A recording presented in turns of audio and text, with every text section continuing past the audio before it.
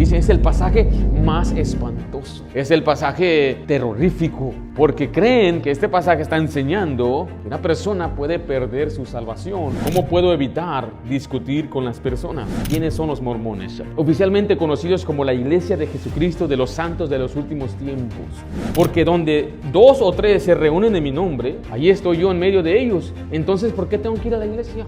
Dios no será injusto de enviar a una persona perdida al infierno si nunca tuvo la oportunidad de escuchar el Evangelio. Muy bien, esta es nuestra segunda parte de preguntas y respuestas. Voy a tratar de contestar 5 preguntas. Algunas de estas preguntas requieren una respuesta un poquito más amplia. Y voy a poner las preguntas en la pantalla para que usted pueda ver cuáles son esas preguntas. Empezamos con la primera pregunta. La primera pregunta es esta: ¿entrará en el reino de los cielos el que haga la voluntad del Padre? Ahora mire, este es lo que muchos han llamado el pasaje más aterrador de la Biblia. Vaya a Mateo 7, 21, por favor. Suponen que este pasaje es dirigido a creyentes. Dice, es el pasaje más espantoso. Es el pasaje terrorífico, porque creen que este pasaje está enseñando que una persona puede perder su salvación o no puede llegar a ser salvo. Mateo 7, 21, ¿estamos ahí? Dice, no todo el que me dice, Señor, Señor, entrará en el reino de los cielos, sino el que hace la voluntad de mi Padre que está en los cielos. Yo he visto muchos explicar este pasaje y suponer que la voluntad de Dios aquí es hacer los mandamientos. En otras palabras, asumen que deben obedecer y lo interpretan a ser salvo al entrar al reino de los cielos. Y dicen, mira, no solamente porque dices Señor, Señor, vas a ir al cielo. No solamente porque tú confiesas o tú profesas ser cristiano, creyente, vas a ir al cielo. Ten cuidado porque hay mucha gente que hasta servía a Dios, estaba en los caminos de Dios, sacaba demonios, hacía grandes cosas. Entonces ellos no llegaron a ser salvos. Ten cuidado. Y bueno, lo comparan con Lucas 6:46, que dice, ¿por qué me llamáis Señor, Señor y no hacéis lo que yo digo? Esa es la suposición. ¿Cuál es la suposición? La suposición común es que para ser salvo es necesario guardar los mandamientos de Dios. Eso es lo que están usando. Entonces, si alguien le saca este pasaje, tú crees que vas a ser salvo nada más por la fe, pero ¿qué tal Mateo 7:21? Usted debe tener una respuesta bíblica. Ahora, la respuesta corta es verdad. Tiene que hacer la voluntad del Padre para ir al reino de los cielos. Pero la voluntad del Padre, según la Biblia, está en Juan 6:40. Cuando hablamos de la vida eterna o el reino de los cielos, la voluntad del Padre es que creamos en Jesucristo. O sea que la voluntad del Padre nunca ha sido que guardemos los mandamientos. Esto va a contradecir toda la enseñanza de la Biblia. Recuerde cómo está escrito, no hay justo ni aun uno. Entonces no puede ser por guardar los mandamientos. Estas personas que están hablando aquí, en verdad, nunca creyeron en Jesucristo. Juan 6:40 dice, y esta es la voluntad del que me ha enviado, que todo aquel que ve al Hijo, y dice ahí, y cree en Él, tenga vida eterna, y yo le resucitaré en el día postrero. O sea que la entrada al reino de los cielos no se gana por obras, sino por la fe en Jesucristo es que tenemos la entrada al reino de los cielos. Ahora regrese a Mateo 7, voy a mostrarle un poco de contexto de este pasaje, porque Jesús aquí advierte a los falsos profetas, a los falsos maestros. Este no es para creyentes. O sea, son aquellos que aparentan ser seguidores de Jesús, pero en realidad nunca creyeron en Jesús. Este pasaje se centra no en guardar los mandamientos para ser salvo. Mire ese contexto en Mateo 7:15, porque empieza ahí en verdad el contexto ahí. Guardaos, ¿de quién dice ahí? De los falsos profetas que vienen a vosotros con vestidos de ovejas, pero por dentro son lobos rapaces. Y Jesús empieza a señalar su fruto. Ahí en Mateo 7:16 dice, por su fruto los conoceréis. ¿Acaso se recogen, note, uvas? ¿No toda la palabra uvas? Uvas de los espinos o higos de los abrojos. Note esas dos palabras, uvas, higos. Así todo buen árbol da buen fruto. Pero el árbol malo da frutos malos. Note el mal árbol y el buen árbol. No puede el buen árbol dar mal frutos, ni el árbol malo dar frutos buenos. Todo árbol que no da buen fruto es cortado y echado en el fuego. Así que por sus frutos los conoceréis. Ahora aquí hay 3 posibilidades, el significado de este pasaje del fruto.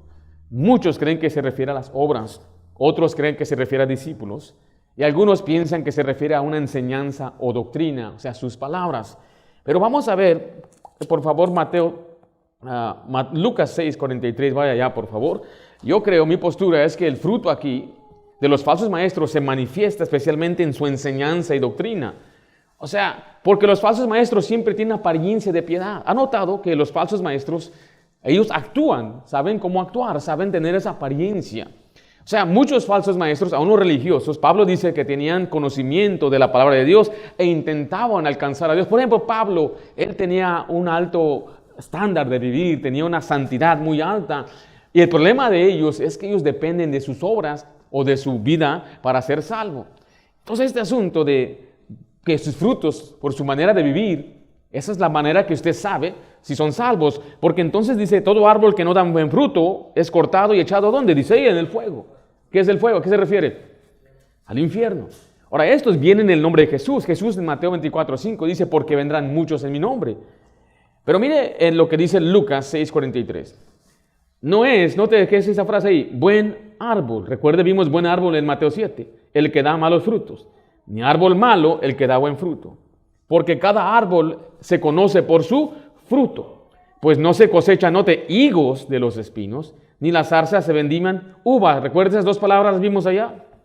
El hombre bueno del buen tesoro de su corazón saca lo bueno, y el hombre malo del mal tesoro de su corazón saca lo malo, porque de la abundancia del corazón habla la boca. ¿Sí notaron entonces la comparación? Se usó uvas, higos, se usó el árbol, se usó el fruto, y uno puede saber lo que el fruto es, o qué tipo de árbol es por el fruto. Y en este pasaje está diciendo que el fruto es ¿qué?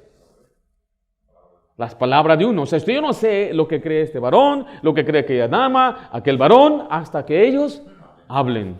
Ahora vaya a Mateo 12:33. Quiero que vea con comparación esto. Le estoy explicando todo esto porque recuerde, el contexto de este pasaje se refiere a los falsos maestros. Y estos falsos maestros enseñan algo diferente, algo falso. Mateo 12:33-37. ¿Estamos ahí? O haced note, árbol bueno, aparece otra vez, y su fruto bueno. O haced el árbol malo y su fruto malo, porque por el fruto se conoce el árbol.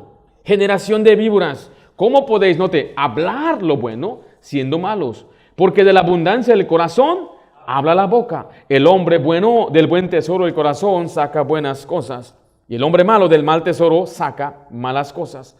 Mas yo os digo que de toda, note, palabra ociosa que hablen los hombres, de ella darán cuenta en el día de juicio, porque por tus palabras serás justificado y por tus palabras serás condenado. O sea, ¿qué significa esto? Note que va a la mano que el que tiene mal fruto va a ser echado en el fuego. El mal fruto, o más bien las palabras que condenan, es cuando una persona dice, bueno, en tu nombre sacamos demonios, en tu nombre hicimos esto, déjanos entrar, somos salvos por lo que hicimos. ¿Sí está mirando? Un falso maestro que enseña la salvación. La salvación es por obras. Entonces, regresando al pasaje, les tengo que explicar todo eso en su contexto para que vea que estos hombres no son conocidos de Dios. En Mateo 7:22 dice, muchos dirán en aquel día, Señor, Señor, ¿no profetizamos en tu nombre? Y en tu nombre echamos fuera demonios, y en tu nombre hicimos muchos milagros. Jesús dice el 23, entonces Él les declarará, note, ¿qué dice ahí? Nunca os conocí. El fruto de ellos es la enseñanza, la falsa enseñanza. Por eso dice la Biblia que hay quienes enseñan otra cosa. Usted tiene que tener mucho cuidado qué es lo que están enseñando. Y así es como usted sabe si es un falso maestro o no. Están vestidos de oveja, pero hablan como un lobo. Tienen un veneno, por eso les llama víboras. Jesús le llamó generación de víboras. En 2 de Pedro 2:1 dice que los falsos profetas entran en el pueblo y habla falsos maestros que van a introducir encubiertamente herejías destructoras. Ahora, ¿estamos ahí en Mateo 7? Entonces les declararé, ¿qué dice ahí? Nunca os conocí. Ahora, ¿quién es una persona en la Biblia que hizo milagros y se fue al infierno? Alguien que estuvo con Jesús. ¿Su nombre era? Judas. ¿Usted cree que Judas hizo milagros? Bueno, mire lo que dice Lucas 9, versículo 1. Ahora, ¿Jesús conoció a Judas? Sí lo conoció, lo escogió. Entonces, esta frase de conocer no se refiere a que no sé ni quién es tu nombre. La palabra conocer en la Biblia se refiere a la salvación, tener una cercanía personal por medio de la muerte de Jesucristo, la salvación. En Lucas 9:1 dice, habiendo reunido a los 12 discípulos, les dio poder y autoridad sobre todos los demonios y para sanar enfermedades. ¿Y qué es lo que decían? Señor, ¿no profetizamos en tu nombre y no echamos fuera demonios en tu nombre? ¿Y no hicimos muchos milagros? Uno de ellos es Judas. La semana pasada aprendimos que Judas nunca fue creyente. Pero mire, vaya a Juan 10:27. Quiero mostrarle quiénes son los conocidos por Jesús. Cuando él dice, yo nunca te conocí, está diciendo, tú nunca fuiste salvo. Porque Jesús conoce a los suyos. Juan 10:27, ¿estamos ahí? Mis ovejas oyen mi voz y yo las conozco y me siguen y yo les doy vida eterna. En 2 de Timoteo 2:19, estas son las personas a quien Dios les ha dado vida eterna. Una vida que no termina, le dice, a ti te conozco. Si suponemos que uno puede perder su salvación, ¿por qué Jesús dijo, yo nunca te conocí? Hubiera dicho mejor, antes te conocía. 2 Timoteo 2:19 dice, pero el fundamento de Dios está firme, teniendo este sello. Note, conoce el Señor a los que son suyos. En Gálatas 4:9, vaya ya rápido, por favor. Le vuelvo a repetir, este es un pasaje que es uno de los pasajes fuertes, es una fortaleza para aquellos que enseñan que la salvación se pierde. Dice, no solamente porque tú hiciste una oración, nosotros nunca hemos dicho que la gente se salva por hacer una oración, o por decir con tu palabra, yo soy salvo. No, nosotros creemos que somos salvos porque creímos lo que dice la Biblia. Y cuando uno pone su confianza, se apoya en lo que dice la Biblia, uno puede saber con certeza que es salvo. Recibimos el Espíritu Santo y su Espíritu le dice a mi Espíritu que soy salvo. Y no tengo que tener miedo en el día de juicio, decirle, pero Señor, yo iba a la iglesia, Señor, yo salí a evangelizar, Señor, yo enseñaba, Señor, no. En aquel día el Señor resucitará y dará vida eterna a los que Él conoce. En Gálatas 4:9 dice, más ahora, conociendo a Dios, o más bien, note esta frase, siendo conocido por Dios. O sea que un tiempo había que Dios no nos conocía, pero cuando creímos en Cristo, ahora nos conoce y el Señor conoce los que son suyos. ¿Están conmigo? Pero vemos el otro contexto en la Biblia. En toda la Biblia vemos que la salvación es por la fe, sin las obras de la ley. Vemos claramente que entonces la voluntad del Señor, para que comprendamos el contexto, es creer en Jesucristo. En Juan 6:40, y esta es la voluntad del que me ha enviado, que todo aquel que ve al Hijo y cree en Él, tenga vida eterna y le resucitaré en el día postrero. Entonces, ¿cuál era la pregunta? La pregunta es si entrará en el reino de los cielos el que haga la voluntad del Padre. La respuesta corta es sí. Pero ¿cuál es la voluntad del Padre? ¿Guardar los mandamientos? No, es creer en Jesucristo. Entonces estos hombres que dicen Señor, Señor, ¿a quién se refiere? A los falsos maestros que enseñaban algo diferente y están mostrando su dependencia y confianza en sus obras y no en Jesucristo. Quería hacer una pausa en este video para compartirle con usted una vez más un recurso que tenemos como iglesia. Es un entrenamiento de ganar armas. Es la segunda vez que lo estoy compartiendo. Habrá un enlace en la parte de abajo donde usted puede ir a un sitio web y descargarlo gratuitamente. También tendré un segundo enlace donde habrá las preguntas y respuestas, pero en forma de bosquejo. Lo que usted está escuchando ahorita es un archivo donde usted puede descargar y ya está en forma de bosquejo para estudiar o para enseñar. Espero que les desee bendición a su vida. Dios le bendiga. Pregunta número 2. Esta va a ser una más práctica. ¿Cómo puedo evitar discutir con las personas? Mira, el principal error de ganar almas es desviarse del plan y entrar en un argumento. Vaya a Tito 3:9, por favor. Cuando usted y yo salimos a evangelizar, recuerde que las discusiones no edifican, son inútiles y desvían del propósito de Dios.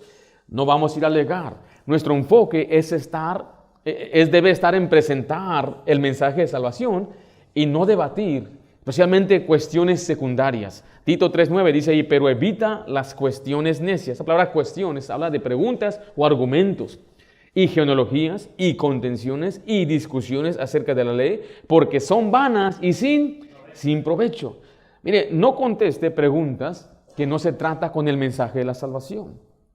Estas son preguntas que no tienen relación alguna con el concepto que usted está tratando. O sea, le van a hacer preguntas. A mí me ha pasado muchas veces. ¿Y qué piensa de usted de la política? De repente le va a decir, ¿y ustedes qué piensan de los estudiosos, de los científicos? ¿Ustedes creen que hay extraterrestres? ¿Es la vida plana? Y usted se va a desviar porque le va a llamar la atención argumentar esto. Necesitamos discernir para saber si la persona hace pregunta para desviarnos o si está verdaderamente interesada. Le voy a leer lo que dice Proverbios 26:4. Dice, nunca respondas al necio de acuerdo a su necedad. Entonces, mire, tenemos que cuidar en cómo respondemos a la gente. Ahora, mire, si la persona le está preguntando algo acerca del significado, ¿qué significa destituido? ¿O por qué me estás diciendo del lago de fuego? Entonces usted tiene que contestar si se trata del tema. Ahora, por eso usted también tiene que aprender a definir los términos. No deja a la persona pensando, usted cree que comprende. Si usted no le explica qué significa destituir, ¿qué va a pensar la persona? Va a tener su propia idea de lo que significa destituir. Ahora, si la persona le hace una pregunta, por ejemplo, le dicen, ¿es cierto que debemos dar ofrendas? Y usted responde, pues por supuesto, Dios lo manda. Y ahí puede empezar un argumento, ustedes nada más andan pidiendo el dinero a la gente. Después usted se va a enojar. No, eso no es cierto. Pero Dios manda que tenemos que dar ofrendas y tenemos que dar. Y ahí ya se desvió del mensaje. Sino mejor respóndelo así. Ya sabe que es una buena pregunta. Pero por favor, permítame terminar con lo que le estoy explicando y después podemos hablar de ese tema. Yo le aseguro que la mayoría de ellos se van a olvidar de eso. Es un tema secundario, ese tema de verdad no interesa. Pero responda, como dice Colosenses 4:6, que vuestra palabra sea siempre con gracia, sazonada con sal, para que sepáis cómo debe responder a cada uno. Su respuesta debe ser amable, no debe ser cortante, no debe ser, pues, ¿sabe qué? Ya, déjale termino esto. A veces he estado con personas y son muy cortantes, porque la persona está hablando, ¿sabes que yo no vine a hablar de eso? Ya, tiene que ser un poquito más con gracia. Diga, disculpe, señor, disculpe, no tengo mucho tiempo ahorita para andar hablando de esos temas. ¿Podemos concentrarnos en este tema? Y si él dice que sí, pues qué bueno. Si dice que no, con todo respeto, señor, señora, yo me tengo que ir. Hay más personas que quizás tienen que escuchar el mensaje, pero hágalo siempre con sabiduría. Ahora, mire, razones por qué usted debe evitar. Recuerde, las cuestiones necias vienen a terminar en nada más que contención, a pelearnos, a poder tener divisiones. No vamos a hacer eso, recuerde, no vamos a ser conflictivos. Vamos a hablar con sabiduría, que la gente pueda escuchar y que no se sienta tampoco atacada. Proverbios 17:27 dice que el que ahorra su palabra tiene sabiduría. O sea que es posible que usted tenga una respuesta completa y bíblica, pero no siempre usted debe dar la respuesta. ¿Sabe por qué? Porque mire, vaya a 1 Corintios 2, del 1 al 2. Aunque tenga la respuesta correcta, recuerde, el inconverso no va a comprenderlo. Él no tiene que estar escuchando eso. El único mensaje que él necesita en ese momento es el evangelio. Aunque usted sepa bien acerca de la doctrina de la iglesia, de dar, aunque usted sepa bien cualquier cosa, que él tenga una duda, no interesa en ese momento. Lo único que importa es que ellos escuchen el evangelio. Pablo así lo dijo, 1 Corintios 2:1, ¿están conmigo ahí? Así que, hermanos, cuando fui a vosotros para anunciaros el testimonio de Dios, no fui con excelencia de palabras o de sabiduría, pues me propuse, note, no saber entre vosotros cosa alguna, sino a Jesucristo y a este crucificado. Pablo no estaba en absoluto interesado en mostrarse como un orador o como un filósofo. Él dijo, yo solamente tenía un mensaje muy sencillo, y es Jesucristo, su persona, quién es, y lo que Él hizo por nosotros, fue crucificado. Y ese es el mensaje que la gente necesita escuchar. Si le empiezan a hacer preguntas sobre algún asunto histórico, usted diga, yo no vine a hablar de eso, quiero hablarle del mensaje más importante en la Biblia. Pero es verdad que Adán quizás tuvo otra mujer, yo no vine a hablarle de eso. Y Caín, ¿de dónde sacó su esposa? Yo no vine a hablarle de eso, porque la persona no lo va a comprender. Recuerde, no tiene el Espíritu Santo, Dios no puede obrar en ellos para obedecerle hasta que ellos meramente escuchen el Evangelio y reciban a Cristo. Esto quiere decir, mi hermano, que usted debe estar siempre preparado para poder responder con mansedumbre. Ahora, después ya lo evangelizó y recibió al Señor y le hace pregunta, ¿debe contestar? Aún quizás no. Si usted no tiene la respuesta, no conteste. ¿Cómo va a decir? ¿Qué va a decir? Tiene que decirle claramente, ¿sabe qué? Yo no estoy preparado para responder esa pregunta, pero si quieres, mi pastor puede venir. ¿Quieres hacer una cita para que mi pastor te conteste tus dudas? Yo voy. Pero si no es así, bueno, no le conteste. Ahora, si usted sabe la respuesta, asegúrese que su respuesta se basa en las Escrituras. Usted pueda contestarle bíblicamente y explicarle, especialmente si le vuelven a preguntar, ¿y eso de ofrendas? Mire, eso de ofrendas es voluntario para los creyentes. Ahora que tú crees, Dios quiere que tú seas parte de una iglesia. Dios quiere que tú confíes en Él. Dios no quiere tu dinero. A Dios no le importa, Él es dueño de todo. La razón por qué yo doy ofrenda es porque yo estoy agradecido con Dios. Yo creo que debemos apoyar a la obra local, pero todo es voluntario. Explique, en nuestra iglesia nadie está revisando, no estamos forzando a nadie, nosotros no vendemos nada, todo lo hacemos porque queremos que el evangelio siga corriendo. Pero cuando tiene una respuesta bíblica y se debe responder siempre con mansedumbre. Esa es la segunda pregunta. Dando aquí un resumen, ¿cómo puedo evitar las discusiones? No se salga del tema. Manténgase en el tema del evangelio. Si le vuelven a hacer la pregunta, usted tiene que analizar si es una persona con malas intenciones, si tiene un tono como de un necio. Recuerde, dice, evite hablar con necios porque va a perder su tiempo. Y hay mucha gente que quiere escuchar. Si usted sabe la respuesta, después de que la persona es salva, entonces puede darle la respuesta. Si no, no tiene ningún sentido. Esa es la segunda pregunta. Pregunta número 3. Voy a tratar de avanzar aquí. ¿Quiénes son los mormones? Aquí voy a dar una visión general. Un día tomaré varios servicios para explicar quiénes son los mormones. Oficialmente conocidos como la Iglesia de Jesucristo de los Santos de los Últimos Tiempos. Su fundador es Joseph Smith. Y Joseph Smith recibió una visión y fue ordenado por ángeles y apóstoles para un mensaje que fue para restaurar la iglesia en el año 1827. Ahora bien, vamos a observar que dentro de los mormones hay diferentes grupos en el mormonismo. El grupo más grande es la Iglesia de Jesucristo de los Santos Últimos Tiempos, está en Utah. Pero existe también otro grupo que se llama la Comunidad de Cristo. Existe también Hermanos Apostólicos Unidos, Iglesia de Cristo y la Iglesia Remanente de Jesucristo de los Santos de los Últimos Días. Entonces hay varios grupos dentro del mormonismo. Pero la más fuerte, la más grande, cuando usted ve a unos muchachos en sus bicicletas con una gafeta negra que dicen que son ancianos, se refiere a la Iglesia de los Santos de los Últimos Tiempos que está basada en Utah. Pero bueno, ¿cuáles son los fundamentos de ellos? Bueno, las Escrituras. Ellos afirman que José Smith recibió unas planchas o unas placas de oro con un escrito en egipcio reformado y es la restauración del Nuevo Testamento de Jesucristo. Y ellos literalmente le llaman el otro testamento de Jesucristo. Y eso me causa, me da, que no sé si decir me da coraje, pero eso va muy contrario a las Escrituras. Y lo que él tuvo que hacer es tener algo llamado el Urim y Turim, y todo eso lo copia del Antiguo Testamento para poder interpretar, y esto complementa la Biblia. No es como los testigos de Jehová, que ellos tienen una Biblia completamente suya. Esto se añade, y no solamente eso, sino tienen otros libros como La Perla de Gran Precio y Doctrinas y Convenios. Y esa es la autoridad de ellos. La afirmación es que su origen vino de un ángel, como mencioné, su nombre es Moroni, y él le trajo estas planchas. Ese Moroni no aparece en el Nuevo Testamento ni en el Antiguo Testamento, es un ángel completamente diferente. Pero eso es contrario a la Biblia, porque dice la Biblia que la fe ya fue una vez dada a los santos. Dice la Biblia que el que le añade o el que le quite va a perder su lugar en el libro de la Biblia, y es un gran castigo. Entonces eso ya en sí contradice la Biblia. Es más, en Hebreos 1, del 1 al 2, nos enseña que Cristo se presenta como la revelación última y completa de Dios. Ya no necesitamos otro ángel, otro evangelio. Y las doctrinas de ellos, especialmente el evangelio, es guardar las obras, tienen que cumplir con los mandamientos de ellos mismos, bautizarse en su iglesia, casarse en su iglesia. Quiero que vaya conmigo a Gálatas 1, versículo 8 al 9. Estas doctrinas que introduce el mormonismo son inconsistentes con las enseñanzas de la Biblia. Un mormón es fácil presa del diablo porque ellos tienen una apariencia de piedad. Usted va a ver un mormón, es la persona más amable que usted va a conocer.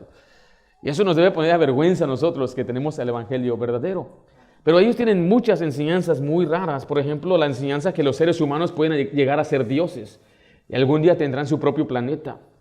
El apóstol Pablo advierte contra enseñanzas que desvíen del evangelio y aún advierte contra un ángel que venga y te enseñe otro evangelio. Gálatas 1:8 dice más, si aún nosotros o un ángel del cielo os anunciar otro evangelio diferente del que hemos anunciado, sea anatema, como antes hemos dicho. También ahora repito, si alguno os predica, note, diferente evangelio del que habéis recibido, sea anatema. La Biblia habla del Antiguo Testamento, el Antiguo Pacto, y habla del Nuevo Pacto, el Nuevo Testamento, el mejor pacto, un pacto completo. Y cuando éste viene y enseña otro testamento, está enseñando otro evangelio y está contradiciendo el pasaje y la advertencia de Gálatas. Aun si un ángel viene y te enseña otro evangelio, otro medio de salvación.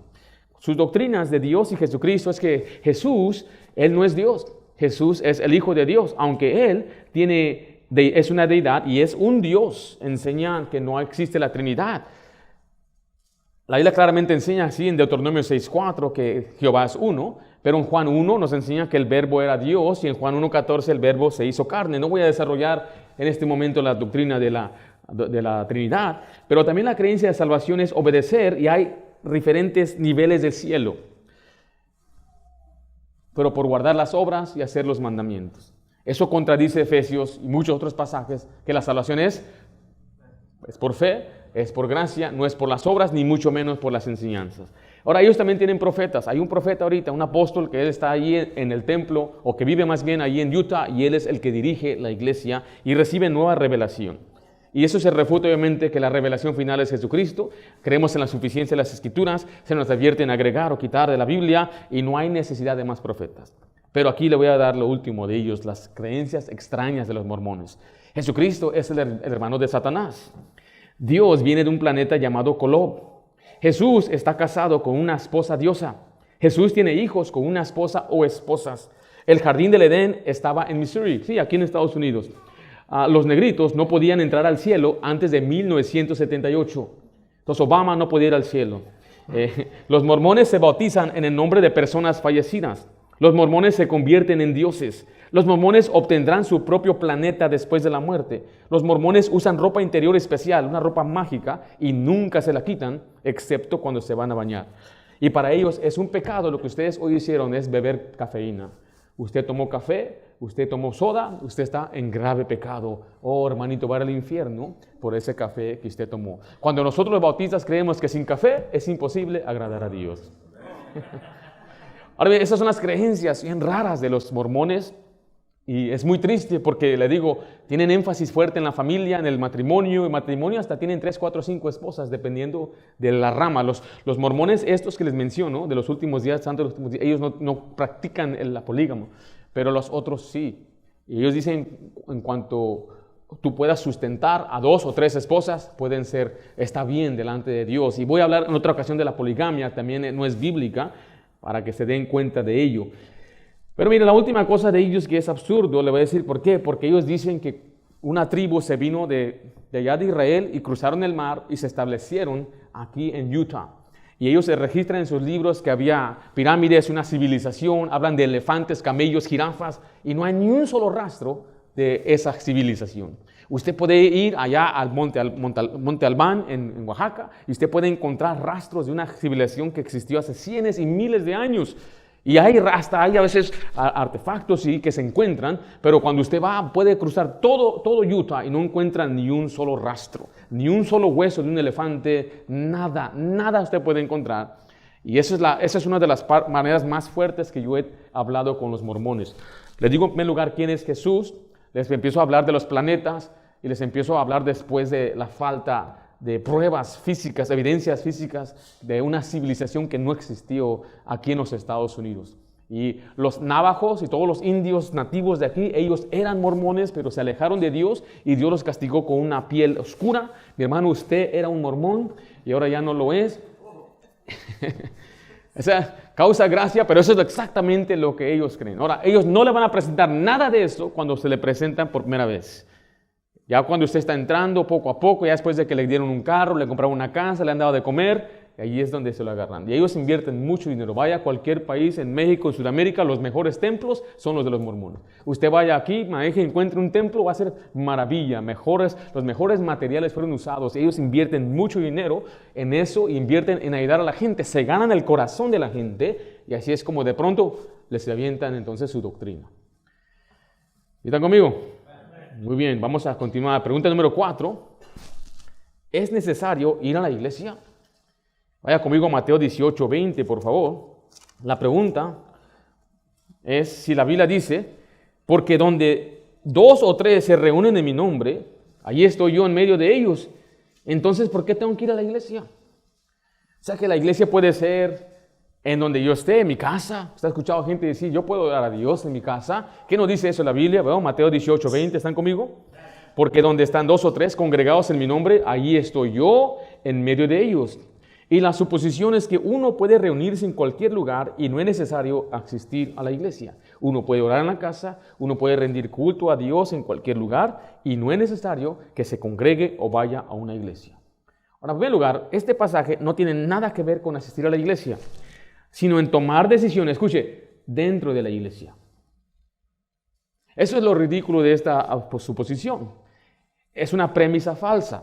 O sea, que la Biblia ordena que los creyentes se congreguen, que deben unirse a una iglesia, deben amar a la iglesia. Y esta pregunta, repito, tiene una premisa falsa, ya que se basa en una interpretación incorrecta del pasaje y una suposición sobre el congregarse en la iglesia. Este pasaje no está hablando de congregarse o no, sino que está hablando en su contexto, cuando se toman decisiones dentro de la iglesia, Dios confirma las promesas y lo vamos a ver en su contexto enseguida. Ahora tenemos que identificar, cuando una persona hace esta pregunta, lo que significa la palabra iglesia. ¿Se acuerdan qué significa iglesia? Es una asamblea. Es una asamblea de creyentes bautizados llamados aparte para un propósito. Es la iglesia de Cristo. Ahora mire, vaya conmigo ahí a Mateo 18:20. De nuevo dice la frase, porque donde 2 o 3 se reúnen en mi nombre, ahí estoy yo en medio de ellos. Este pasaje no está necesariamente enfocado en reemplazar la congregación formal o el mandato de reunirse regularmente como iglesia. Este pasaje se encuentra en el contexto de la disciplina y la reconciliación de la iglesia, o sea, de la misma iglesia. Jesús asegura su presencia en cualquier decisión. Mira el versículo 15. Por tanto, si tu hermano peca contra ti, ve y repréndele, estando tú y solos. Si te oyere, has ganado a tu hermano. Mas si no te oyere, toma aún contigo 1 o 2, para que en boca de 2 o 3 testigos consta toda palabra. Si no los oyere a ellos, dilo. No, la iglesia, en el mismo contexto, está enseñando que esto se trata de la iglesia. Si no oyere a la iglesia, tenlo por gentil y publicano. De cierto os digo que todo lo que atéis en la tierra será atado en el cielo, y todo lo que desatéis en la tierra será desatado en el cielo. Está hablando de la confirmación, decisión de una iglesia. Otra vez os digo que si 2 de vosotros se pusiese de acuerdo en la tierra acerca de cualquier cosa que pidieren, les será hecho por mi Padre que está en los cielos. ¿Cuál es el contexto? La disciplina en la iglesia. No tiene nada que ver con asistir o congregarse en la iglesia. La Biblia enseña la importancia de la iglesia. Es de Cristo. Cristo fundó la iglesia. Yo solamente le digo a una persona que me dice, yo no tengo que ir a la iglesia. Le digo, ¿de quién fue la idea de la iglesia? ¿Sabes? Siempre me dicen del hombre. Siempre. Es impresionante que la mayoría de la gente piensa que fue el hombre el que inventó la iglesia. Pero Mateo 16:18 nos enseña que Cristo es el que fundó la iglesia. En Efesios 5:29 dice, Cristo amó a la iglesia y se entregó por ella. En Colosenses 1:18 dice que Cristo es la cabeza y la iglesia es su cuerpo. Y en Efesios 5:24 se nos da instrucciones que la iglesia debe sujetarse a Cristo. Entonces la iglesia no ha dejado de existir. Jesucristo sigue siendo la cabeza, Él ama a la iglesia. Y Él dijo en Hebreos 10:25, no dejando de congregarnos como algunos tienen por costumbre. La iglesia es donde se realiza el bautismo para hacer testimonio. ¿Dónde más se van a bautizar entonces los creyentes? Es en la iglesia donde se observa la cena del Señor. Es en la iglesia donde se desarrollan las enseñanzas bíblicas. En Efesios 4:11 al 12 habla de pastores y maestros para perfeccionar a los santos para la edificación del cuerpo de Cristo. Y el cuerpo es la iglesia. En Hebreos 13:7 dice, acordaos de vuestros pastores. Y en Hebreos 13:17, obedecer a vuestros pastores. Es la necesidad de que alguien le enseñe y le instruye. O sea, cuando alguien le tiene que no existe la iglesia, usted ya está preparado para explicarle todo esto. La iglesia es el cuerpo de Cristo y los miembros, usted y yo, nos edificamos unos a otros para que no haga desvanencia en el cuerpo, sino que todos los miembros se preocupan unos de otros. O sea que la gente no puede usar este pasaje para decir que no debe ir a la iglesia. Al contrario, este pasaje habla de la disciplina dentro de la iglesia y cada persona que es creyente debe ir a la iglesia. Si dice la persona, ¿para qué voy a la iglesia? Yo le digo, tienes razón. Hasta que recibas a Cristo, entonces la iglesia tiene en verdad un propósito espiritual en tu vida. Esto no quiere decir, hermanos, que no pueden venir los incrédulos a la iglesia. La Biblia habla de incrédulos yendo a la iglesia en 1 Corintios. Y ellos van a escuchar el evangelio. Yo creo que algunos de ustedes no eran salvos hasta que llegaron a la iglesia. Alguien no les predicó el evangelio aquí o usted escuchó el mensaje. Entonces no vamos a negar que venga la gente incrédula, pero no es un mandato para ellos hasta que sean salvos. Número 5 y último. ¿Están conmigo? Número 5, la pregunta es, ¿alguien irá al infierno porque no ha ido de Jesucristo? Vaya conmigo a primero de Juan. No, vaya primero a Romanos usted, pero vaya a Romanos. La pregunta que si el creyente tiene culpa, la pregunta es esta. Dios no será injusto de enviar a una persona perdida al infierno si nunca tuvo la oportunidad de escuchar el Evangelio. O sea, alguien va a ir al infierno si no hay a Jesucristo. Y la segunda suposición es esta. ¿Seremos responsables por no predicar el Evangelio? O sea, ¿la gente se va al infierno por mi culpa? ¿O es culpa de ellos? Y si ellos no escuchan, ¿cómo va a ser Dios justo en mandarlos al infierno? O sea, la gente en África, ya dicen, hay un pueblito ahí en aldea, esos los que andan cazando y no tienen iglesia ni tecnología, pasa un avión y piensan que es un Dios de acero. ¿Qué de ellos? ¿No será Dios injusto mandarlos al infierno? Entonces la pregunta le hago, entonces, ¿qué pasa con ellos? Yo pienso que Dios sabe que son ignorantes y los deja. Bueno, sería bonito, pero tenemos que ver lo que dice la palabra de Dios. Nadie irá al infierno por no haber oído el Evangelio, sino que todos van al infierno por su propio pecado. Recuerde, el pecado es infracción de la ley.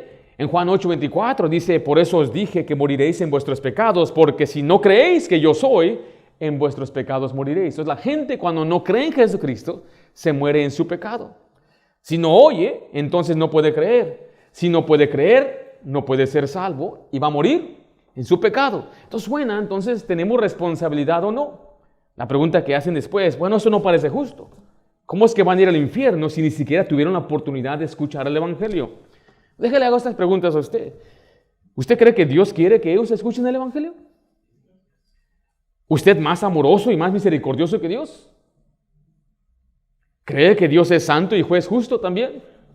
Entonces, ¿cómo vamos a conciliar esto? Bueno, pregunto esto porque si alguien se preocupa por el mundo, es Dios. Él envió a Jesucristo a morir por el mundo. Dice la Biblia en Juan 1:9, yo se lo voy a leer, dice, aquella luz verdadera que alumbra a todo hombre.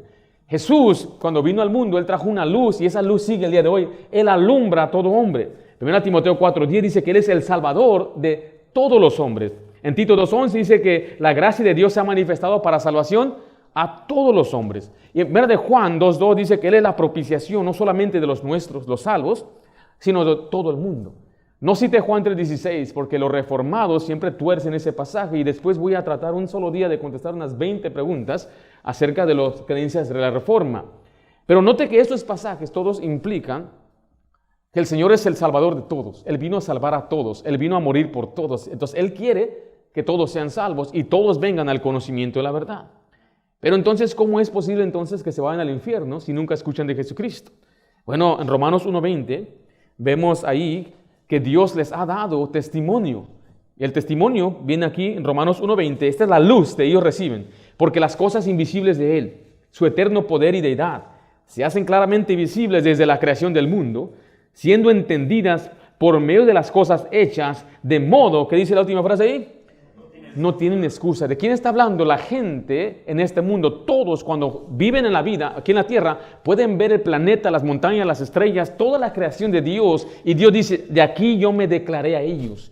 Toda persona sabe que existe Dios. Cada persona en cualquier lugar, estemos en la ciudad o estemos en los pueblos, todos saben que Dios existe. Dios se ha dado a conocer a ellos y dice, de modo que no tienen excusa. Vaya a Romanos 2:14, por favor. Note este pasaje tan impresionante. Porque cuando los gentiles que no tienen ley hacen por naturaleza lo que es de la ley. Note que habla la gente de la naturaleza pecaminosa.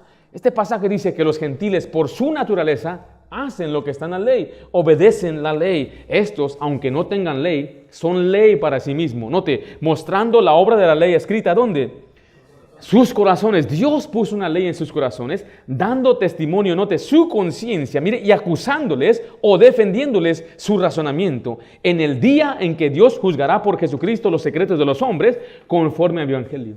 Esta gente en el día de juicio va a ser juzgada por dos cosas: la creación que ha dado testimonio y por la ley que Dios puso en su corazón, la conciencia. Cada ser humano en este mundo tiene una conciencia.